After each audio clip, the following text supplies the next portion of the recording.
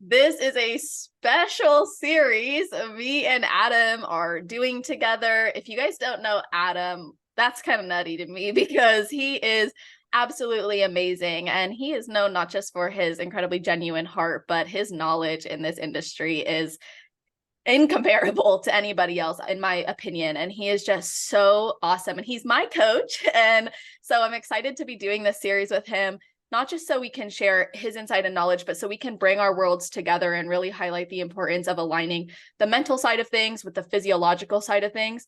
And what I respect a lot about Adam is he does understand the mental side of things a lot. So we're really looking forward to just bringing you guys some insight and knowledge on various subjects that are going to help you to maybe have a new perspective around competing, improvement seasons, or even this lifestyle in general. So Adam, what subject are we kicking off with today? Yes, so today we're going to talk about meal plans or macros and kind of the positives and negatives behind both. And there's been times in my career where I was more meal plan oriented, more macro oriented, and now I find myself where the industry is turning a little bit and people have done macros for a long time. So some people are looking to switch it up and go to a meal plan. And I think it's something to reinvestigate. I truly believe in customized coaching. And I see it all the time where, coaches offer customized coaching. And it's like, well, do you do meal plans or macros? Only macros. And I'm like, are you really customized if you're only do one thing? To me, that's like the biggest red flag I'm seeing in the industry is coaches do it one way or another based on belief. And I think one of the true things that makes a good coach is your ability to connect with a client. So if you can't connect with a client that prefers meal plans, you're missing out on probably, 50% of the already small competition, population, right? Exactly. And honestly, too, from a perspective of like the world that I serve in, from like counseling, psychology, something we're taught is to always respect the autonomy of a client. And so when I see coaches disrespect what a client really needs, or is maybe vocalizing or communicating, or ignores like a whole portion of their life and just fixates on the prep or just fixates on the improvement season or whatever the plan is, they're missing so much valuable data. Like from a counseling perspective, I want to know so much so that I can see patterns, so I can see things that are addressable. And I see that from the work I've done with you. Like I share everything with you, and I notice like you take it all into consideration. And so for me, we've done meal plans together, we've done macros together, and both have been effective. And personally, I think it's about intention behind it. It's like if your intention with a meal plan as an athlete is because you don't trust yourself with other foods, you think certain foods are bad, maybe it's because you are afraid you don't know what to choose and you need to learn. Those are all different intentions. It's about having a healthy perspective on whether you're choosing macros or a meal plan. So that's something I'll probably expand on today when it comes to making that decision as an athlete, but also being flexible enough with yourself to know sometimes one is maybe better than the other. But at the end of the day, it is about how you think about it. Absolutely. And sometimes it's not one or the other. I recently just had a client conversation where she said, I think I need to be back on a meal plan because of the structure, but she's like, I just will miss the flexibility of macros. And I said, well, through our conversation, she was really busy during the day. So the whole, I don't have time to type everything into my phone.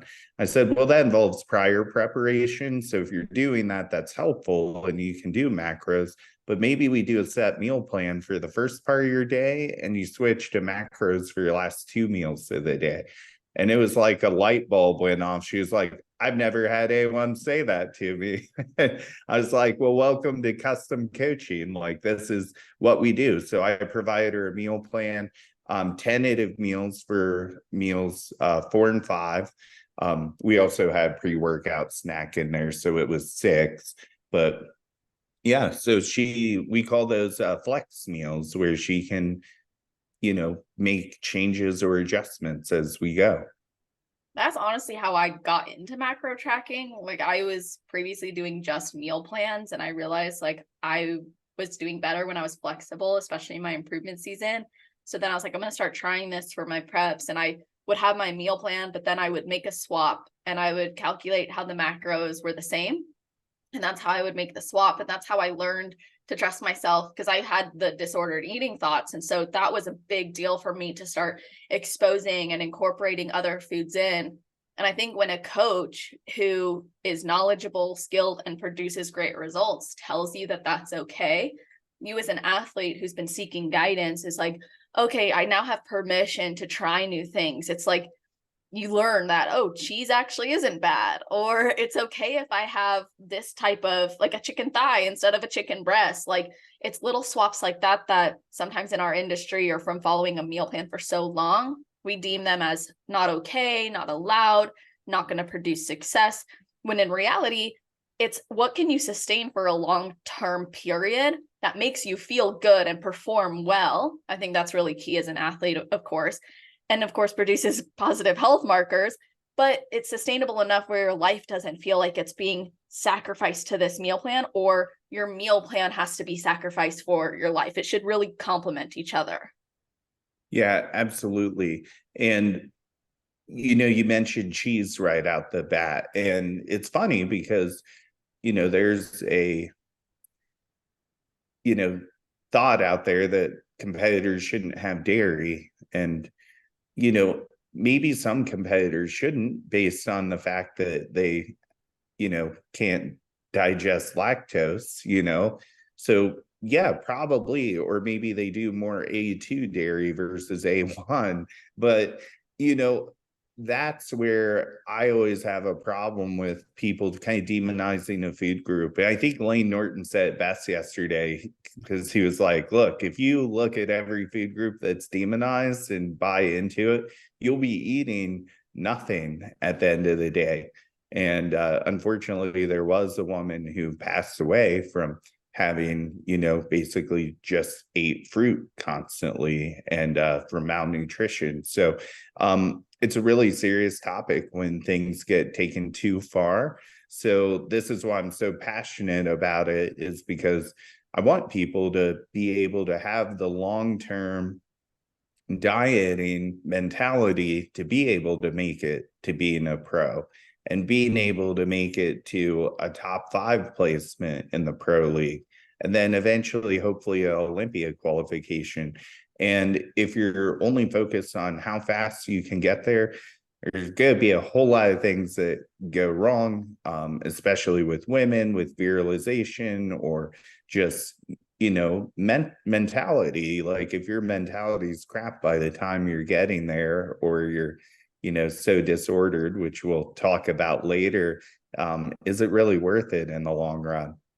Yeah, absolutely. And we can even bring up the subject of social media in this because in the outside world, like if you were to go to the grocery store tomorrow, the likelihood of you seeing 90% of bodybuilders in there is low.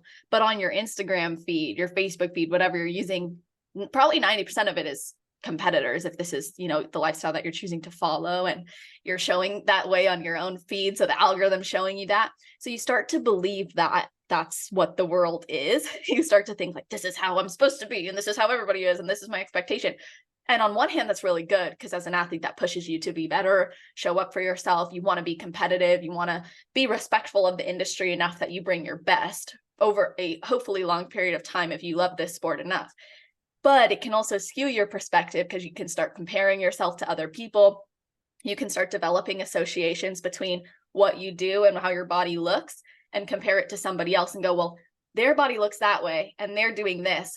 But then you forget like the other picture, like you're forgetting like what their lifestyle is like, maybe what their work is like, what their motivations or core values are.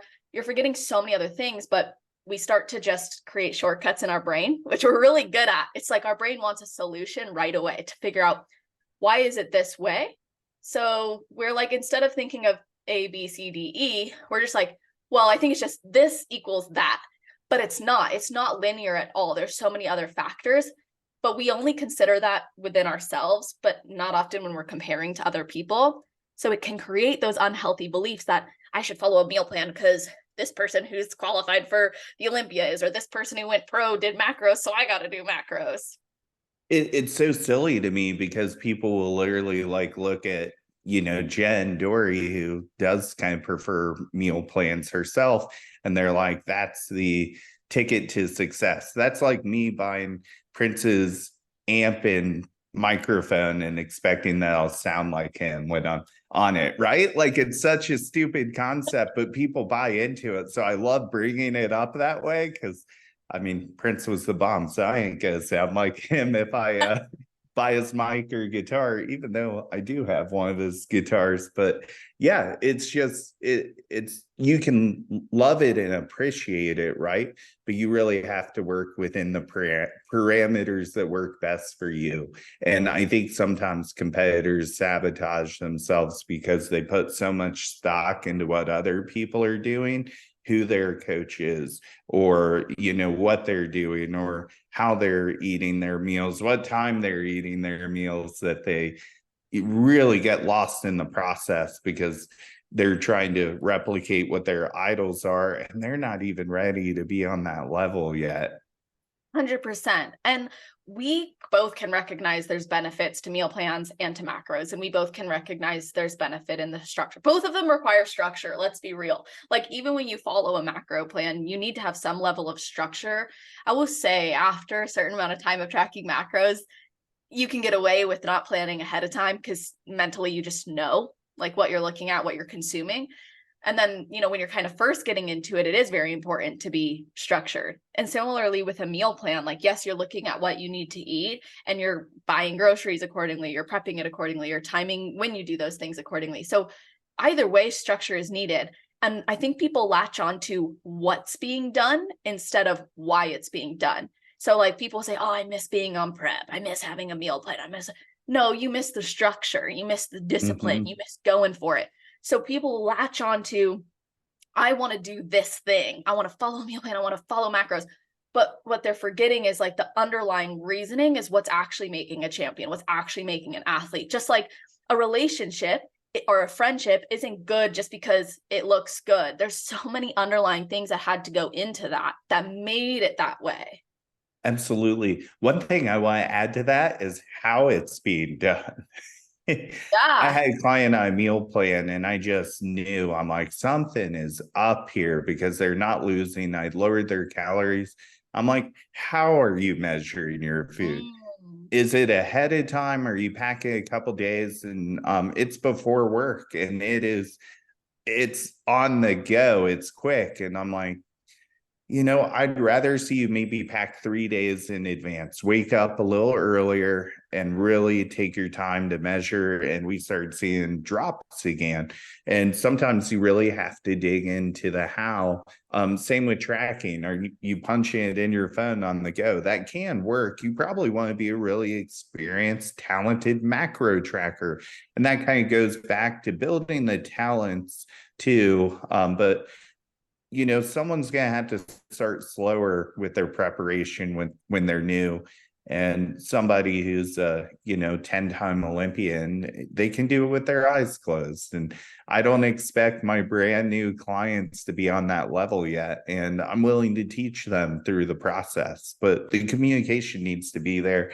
And as a coach, when you see maybe biofeedback that's not to your expectation, of course, everyone has slower or different metabolisms. You sometimes know something's wrong, or maybe they're just embarrassed to tell you that they're going over. So they need to be comfortable enough to, tell you that. And having conflicts is totally okay. And we need to be open to those. Yeah, that makes me think of there's been times in my own journey where I didn't know what I didn't know until I knew, right? Like, and there's this amazing speech, if you guys want to look it up on YouTube, called The Fool Precedes the Master by Jordan. You could type Jordan B. Peterson and it'll come up. It's like 2.5 minutes. But the idea is, in order to master something, you have to first be willing to be very foolish and not be so great at it. And even think about a kid tying their shoe for the first time. They're going to fail multiple times. They start with Velcro or a slip-on. They're trying to learn. They can't figure it out. So they're singing the songs from SpongeBob, trying to learn how to loop-de-loop and pull. Like, you have to study it and go through the process and try it, and then you learn better or more efficient ways. And I remember when we started working together, I had a lot of experience under my belt already, but not with macro tracking. And I was like, should I be measuring my stuff raw or cooked? And in prep, you were like, oh, let's do raw. And I was like, okay, so that required me to take it to a new level that I hadn't taken it to yet. And we started seeing really great results because the variable was more controlled. So I didn't see that as a negative thing or as like a too much thing or like disordered in any way to take that level of discipline to it. To me, it was like, if that unlocks a new level that I have yet to unlock, I'm willing to try it and see how it works, especially if it's a variable we can control the whole prep. You told me just keep it the same, whether it's cooked or tracked. But then if it's cooked, I got to cook chicken the same way my whole prep. I mean, which I pretty much did. But, you know, sometimes you do get tired of like boiled chicken or shredded chicken. Yeah, absolutely. Just that level of accurate measure is going to help you build a square house, right? Yeah, good point. Have you So, found that within your own journey? Because you competed yourself. So what did you take? Like, what was your approach like compared to what maybe you apply? well, I want to tell you my major mistake I made in my prep because I didn't know. It, I ate a medium apple every day, but I never weighed it. But I weighed all my other food. I prep. I don't know why. Like it's so dumb looking back on it. Did So the same thing, dude. I was like, it became a red flag when I would ask my previous coach, like, how much should my apple weigh? Should I measure it? No. And then when I was getting really hungry, I'm like, this banana looks really good compared to yeah, this one. I think I maybe just justified it, like, you know what, it's just a medium apple. And I had done meal plan and macros. So I had an apple in all my preps is the one thing I look forward to. But what I noticed is I started wanting to eat apples more. And I think it's because they were larger and like my body knew, like, eat that apple because essentially I'm getting more food. So how about an apple instead of a piece of bread or rice cakes? And I was weighing my bread. So I don't know why I didn't weigh my apples, but I didn't. Like I said, I think I maybe looking back probably justified it as like, well, that's going to be the one thing I don't measure. But that was the one thing that probably didn't get me that extra striation in my glute. Yeah, exactly. Like that's something you're repeating consistently over and over again. So it's going to lead to a particular result. And part of, I think, the benefit of macros and the benefit of a meal plan is they both provide you insight to know that of all the things in your life that could have contributed to the results you got, you know that you nailed that. And that type of perspective is a really peaceful one for athletes, I think, because we're not going in the gym like wondering why is our performance so bad? Is it my food? Is it my sleep? No, I know my food was on point because I've been tracking it all and reporting it.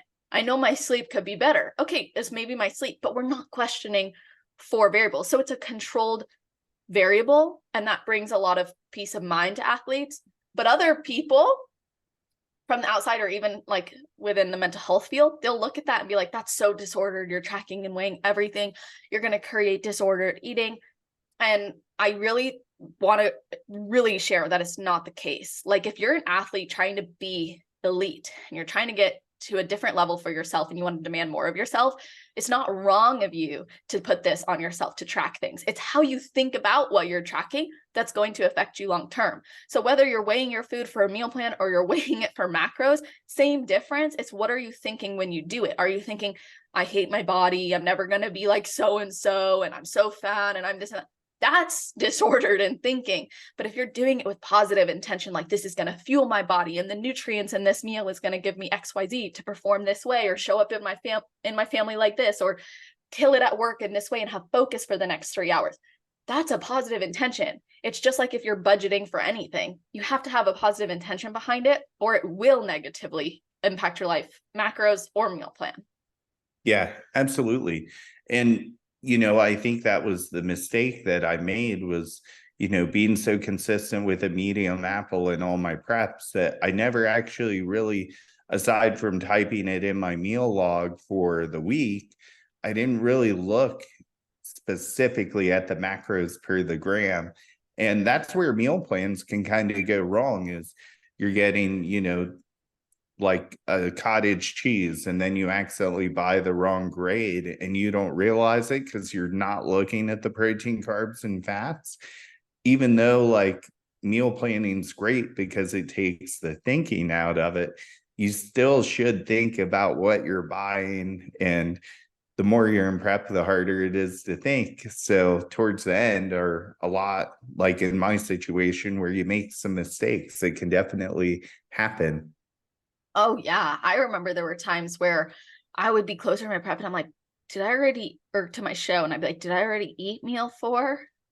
Or did I not? And that's when I started doing what you instructed your client to do, like prep ahead of time. Because then I would just label the package M1 Monday, M2 Monday. Because then if the package was gone, I knew I ate it. But your brain does kind of go other places, especially if you're doing other things in your life. And then on top of that, when it comes to like, let's say measuring or weighing certain things for a meal plan, I think what you made the point of making sure you're buying the right brand. If you are working with a coach right now who's giving you a meal plan, ask them what brand or what they expect you to order, because that's something I didn't think about. It was just like, yeah, if it said cottage cheese, I was like, 1 week I'm buying this cottage cheese because there were no macros next to it. Macros is a meal plan without the actual meals, and a meal plan is the meals without sometimes the macros. So I think the best meal plan is one that also has the macros listed so you can be more accurate. Yeah, we're seeing a lot of WhatsApp coaching these days, and it's literally just a list of foods, and it's really horrible. I do everything through a spreadsheet so people can at least buy closely to what is listed on the meal plan, which makes a massive difference. So, Yeah, and then you also put on there like what the macros are of that. So when I was looking at it for the gut protocol we did, I'm like, okay, if he expects it to be this much macros, then when I'm looking for that food, I'm going to make sure that the one I'm choosing is that much macros for the serving he's listed. If not, I know it's the wrong one, or I have to change the serving size to meet that macro. And I think having that level of responsibility as an athlete is also really important. You have to be responsible for whatever you commit to and whatever you're deciding to do. So when communicating with your coach, like maybe you do a hybrid approach, macros and meal plans, but you still have to take responsibility for the choices you're making and communicate those choices, because I think macro tracking, and correct me if I'm wrong, because you're obviously the coach here, but I think it can create more variability sometimes, because it's like, yes, you followed your macros, but did you incorporate a new food this week? Is that why we're bloated? Did you try something new in peak week that we've never done before? And why did we do that? So, which is why I like your daily intake sheet that you have us do, because then in peak week, you're like, let's stick to the same foods. And that was yeah, helpful for me as an athlete. Yeah, we make peak week really simple for people, which is nice because you really don't want those new variables coming in. But sometimes in situations where somebody's maybe really low, we are adding some foods because you hadn't eaten that many carbs in a while. So it does depend on the context, and usually rice is pretty easily digestible. Now, that's my other beef with meal plans. If you're being forced to eat a food that's highly inflammatory for you over and over again, or you've been on multiple meal plans and there's no food rotation, you might actually start hammering the same enzymes over and over and over again. And then you have a hard time breaking down that food anymore. It actually happens with eggs pretty commonly. I'm not going to say this is a real common problem, but in my experience, I have seen it happen. Well, eggs are in almost everything. So if you're consuming a ton of eggs and you're just hammering those enzymes over and over and over again, that can definitely impact you in the long run. Yeah, and I think you could make the same case for macros causing the same problem. People can get a macro plan and decide they're too afraid to eat certain foods, so they won't put it in their macros because they think they're still supposed to eat the bro diet, but meet the macros. And I've heard you and Joe talk about it on some of your series where that's not helpful for the reasons you just pointed out. And when I'm working with clients from their food relationship perspective, something I have them identify is the nutritional benefit of the food they're eating. I cannot tell you how many times people just report the macros to me. And I tell them, this is not about macros. This is about micros. This is about how the food's going to benefit you for whatever is in it. So when we take note of that as athletes or even as lifestyle focused clients, you're paying attention now to how the food is or is not benefiting you. So when we bring a mindful approach into the decisions we're making, we gain insight that we wouldn't get if we just autopilot mode, which I think is a huge red flag from a psychological perspective. Autopilot mode will probably be the detriment of your improvement season. And we could talk about that another time, but I really believe that. So I think it's important, if you are following a macro or you're following a meal plan, every decision you make, identify how it's going to benefit you and your body from a nutritional focus, all that standpoint. Like literally look, if it has a certain vitamin in it, how does that vitamin benefit your body? Not only does that change your association between food and your physique, which is generally the association we make as physique competitors, now you actually create an association where this food is beneficial to me regardless of how I look. So when you're reverse dieting and you're gaining body fat, you're not stressing about the body fat because you know all the other benefits of the food. It doesn't become so warped with this connection between body and food. And that's where I think a lot of the disordered pathways develop. So it's important we maintain perspective on other reasons to follow this lifestyle and our plan outside of physique. Yeah, absolutely. I think those are all great points. I'm trying to think if there was anything else we wanted to cover within that. I don't think so. I mean, I feel like we covered benefits and potential red flags of both. And if people have questions, you guys feel free to reach out to us directly or in the comment section, and we'll answer them in either the comments or another video. That sounds awesome. Yay. Thank you guys for tuning in.